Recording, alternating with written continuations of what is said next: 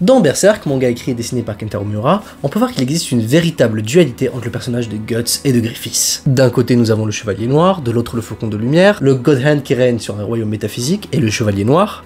Mais il existe aussi une autre dualité dans l'œuvre, qui ne naît pas seulement avec Berserk, mais qui fait suite à une longue histoire de la philosophie et aussi à une longue histoire du manga.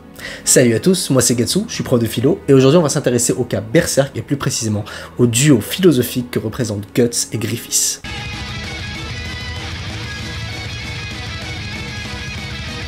Ce qui va suivre va être du très lourd, mais en même temps, c'est du Berserk. L'histoire de Guts et Griffiths est en vérité une dichotomie constante. Guts et Griffiths sont deux personnages que tout oppose, autant dans leur écriture, dans la narration, dans leur évolution, mais surtout dans ce qu'ils représentent au niveau de l'histoire de la pensée. De ce fait, Kentaro Miura ne cessera de rappeler ce rapport dichotomique entre les deux personnages, que sont Guts et Griffiths, durant toute l'œuvre, à travers l'évolution de plusieurs planches, et ce, dès l'introduction de Guts, dans La Troupe du Faucon. Je parlais de planches, mais il n'y a qu'à voir l'évolution de ces trois planches qui justement montrent l'évolution de la relation de Guts et Griffiths, mais aussi de ce qu'ils représentent, et de qui finalement arrive à vaincre l'autre sur plusieurs plans d'idées. Griffiths est un personnage lumineux qui rappelle le Faucon de Lumière, à la longue chevelure blanche et qui a un côté androgyne qui rappelle Lady Oscar par moment, tandis que Guts s'oppose à lui par rapport au fait que c'est 120 kg quand même de muscles, pour les 120 kg je suis pas vraiment sûr, qui arbore souvent un air très animal et qui représente le côté ténébreux de l'existence, de par sa naissance et son évolution.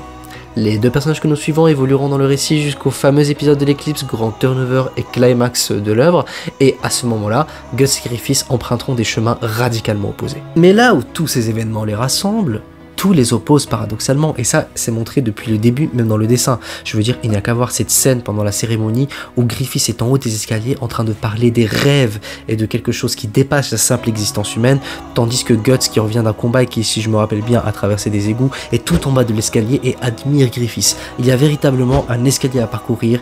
Entre les deux, il y a une grande séparation, et philosophiquement, on est en droit de se demander que représente cette séparation entre Guts et Griffiths. Car, comme on l'a dit tout à l'heure, cette séparation trouve son paroxysme durant les événements de l'éclipse, des événements justement où les personnages vont changer substantiellement et devenir exactement ce qu'ils représentent jusqu'au fin fond de la moelle. Griffiths, qui est toujours tourné vers les idéaux, vers la transcendance et vers les rêves, va devenir un être quasi métaphysique qui règne sur un royaume de même nature et qui justement a un pouvoir sur les notions de causalité, de destin. De l'autre côté, nous avons Guts qui va encore plus s'attacher à sa corporalité, qui va se retrouver encore plus meurtri, lui rappelant qu'il est rattaché à la terre, rattaché au royaume physique, qu'il doit justement combattre des démons avec tout ce qui lui reste de corps, et avec son épée qui rappelle très bien le poids du corps et de l'existence. Un autre relais scénaristique qu'on trouve assez intéressant, c'est que on se rend compte qu'au début de l'arc de l'âge d'or, la magie et la féerie ont totalement disparu, et nous sommes dans un récit totalement concret, et c'est aux personnages de nous prendre par la main et de nous faire évoluer à travers Berserk pour nous apprendre encore plus sur l'origine de cela, et bien évidemment, Griffiths avec son collier et avec ce qu'il représente va être celui qui va ramener ces éléments-là dans le récit.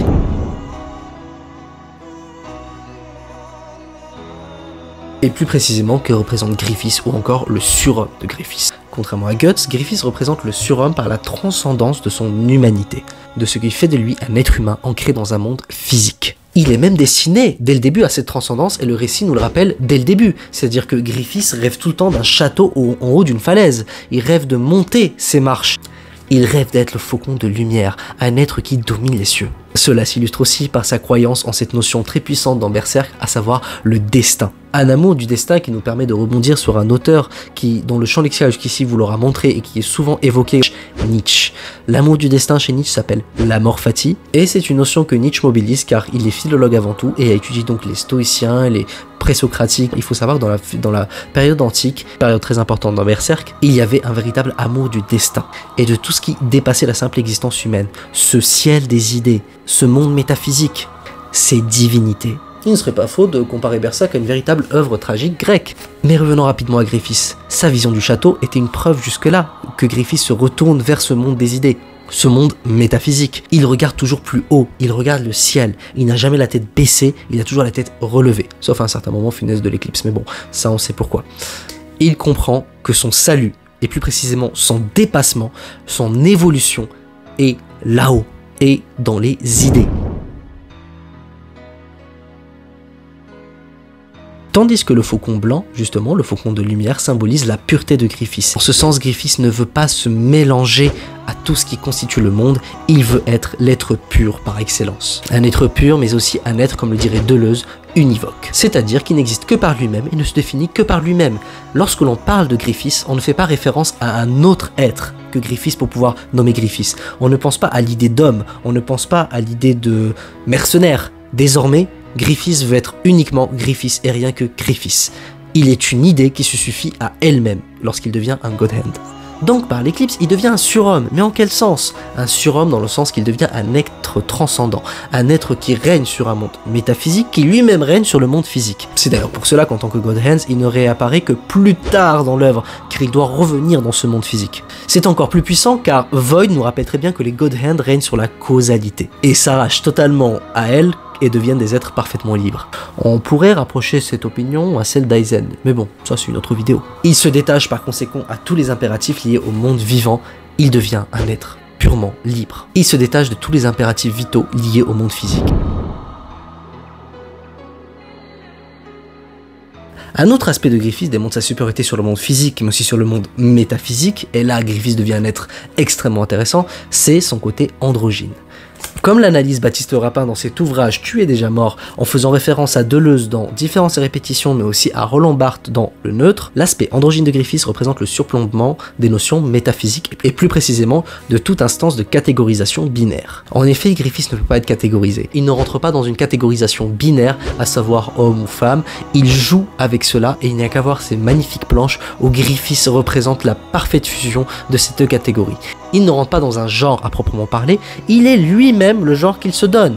Il est univoque, rappelons-le, c'est-à-dire qu'il ne se définit pas par rapport à une catégorie qui le surpasse, il se définit que par lui-même. Griffiths est une véritable déconstruction des catégories métaphysiques auxquelles on pourrait se référer. Il a aboli son existence de toutes les polarités, justement, qui permettent de catégoriser le monde. Il est justement, dans un vocabulaire postmoderne et toujours se refiant à l'analyse de Rapin, un personnage totalement neutre. Neutre dans le sens où il n'est ni homme ni femme, ni dieu ni homme, il est lui-même, il est Griffiths, le God Hand. Cet aspect d'androgynie est présent dans plusieurs mangas. Il sert le propos suivant, à savoir que le personnage est extrêmement puissant et dépasse justement les catégories que l'on a dans notre esprit. Bon, il est vrai que Lady Oscar s'inspire de ça, mais Lady Oscar est très en avance sur son temps. Il y a aussi Yuda dans Ken le Survivant. Je vous laisse en commentaire me trouver des personnages aussi charismatiques qui arrivent à dépasser ces constructions métaphysiques. Ils sont tout simplement au-dessus de toutes ces constructions mentales qui permettent de définir les choses du monde. Ils sont indéfinissables, ils ne sont qu'eux-mêmes. Et cela sert totalement le propos de domination du personnage dans une œuvre. L'expression non-binaire devient donc très intéressante parce qu'elle voudrait dire que on casse cette binarité qui existe dans la métaphysique, dans la construction du monde, et désormais on est ce que l'on est justement, et on ne cherche pas à se référer à quelque chose qui existe déjà. La théorie du genre devient extrêmement intéressante et grâce à Griffiths on a réussi à développer ce point.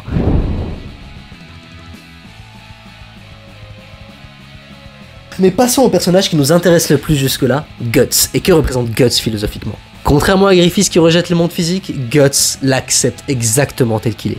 Il a accepté sa naissance, il a accepté sa condition d'homme meurtri, et même qu'il doit se battre avec des démons du matin au soir. Surtout la nuit en fait, donc non, il se repose pas. Il n'est pas dans ce refus du monde tel qu'il le rencontre, et pourtant ce monde est belliqueux.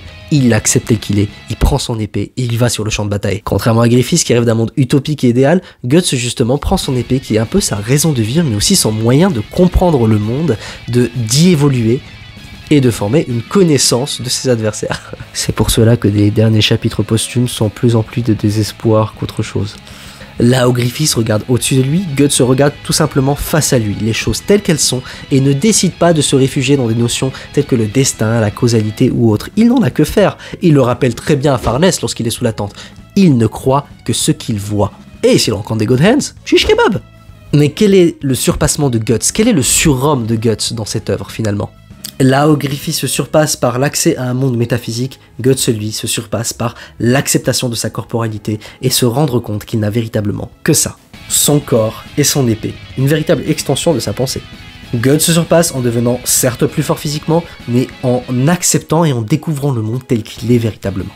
Il est, pour faire une référence à Nietzsche, pas le surhomme qui se réfugie dans un monde idéal, là, un monde avec des valeurs qui sont finalement humaines, trop humaines, mais le surhomme qui n'accepte pas l'arrière-monde qui lui est donné et qui va plutôt essayer d'évoluer dans ce monde physique où la seule chose qui lui appartient, son corps, a véritablement de la valeur. Finalement, Guts est le surhomme nietzschéen dans l'œuvre, là où Griffiths est un surhomme plutôt antique. Et contrairement à Griffiths, il fait de ses pulsions, son corps et son épée la source de son pouvoir et de son dépassement.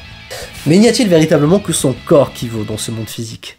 Non, absolument pas, car après l'éclipse, Guts rencontre des enfants perdus, Guts rencontre de nouveaux compagnons. Mais revenons à la substance même de Berserk, à savoir cet élan tragique de l'œuvre. Guts est un véritable héros tragique qui nous rappelle justement Oedipe ou autre qui se bat contre une destinée qui le dépasse. Le poids du destin, la causalité, les God Hands, tout cela dépasse l'intellect et l'action humaine, mais là où Guts justement, on l'adore, c'est qu'il n'arrête pas de reprendre son épée pour se battre. Car finalement, il est celui qui se bat contre ses démons, il est celui qui veut affronter les God Hands, il est celui qui prouve que l'action de l'homme vaut plus que celle des êtres métaphysiques, ou plus précisément de ses valeurs métaphysiques. Donc finalement, Berserk c'est le récit d'un homme amputé et borgne qui va se battre contre l'idée de destin et de causalité. Rien que ça. On comprend pourquoi ça plaît. Il est l'espoir de l'être humain et son refus de ce qui peut être considéré comme fatalité. C'est là deux conceptions de l'homme qui s'opposent essentiellement. Car encore une fois, là où Griffiths gouverne un arrière-monde, Guts ne croit que ce qu'il voit. Il est l'homme moderne dans ce récit tragique. Il est l'homme qui se bat contre ses idées, ses valeurs, ses God Hands, qui finalement, n'étaient-ils pas des hommes avant? Et les démons, n'étaient-ils pas aussi des hommes qui ont succombé au désespoir de l'existence et qui sont réfugiés dans cet arrière-monde? L'œuvre devient sacrément nietzschéenne si on se réfère ainsi par les Zarathustra et aussi à toutes les œuvres de Nietzsche. Finalement, l'évolution de Guts sera d'apprendre petit à petit que tout ce qui est conçu ce monde physique a véritablement de la valeur, et plus précisément les relations humaines. Et c'est lorsqu'il se fera de nouveaux compagnons qu'il ira beaucoup mieux dans son existence. Sur ce, j'espère que cette analyse philosophique de Berserk vous aura plu. Si vous voulez plus de vidéos, n'hésitez pas à liker, commenter, partager, et surtout, n'oubliez pas, vous avez 4 heures.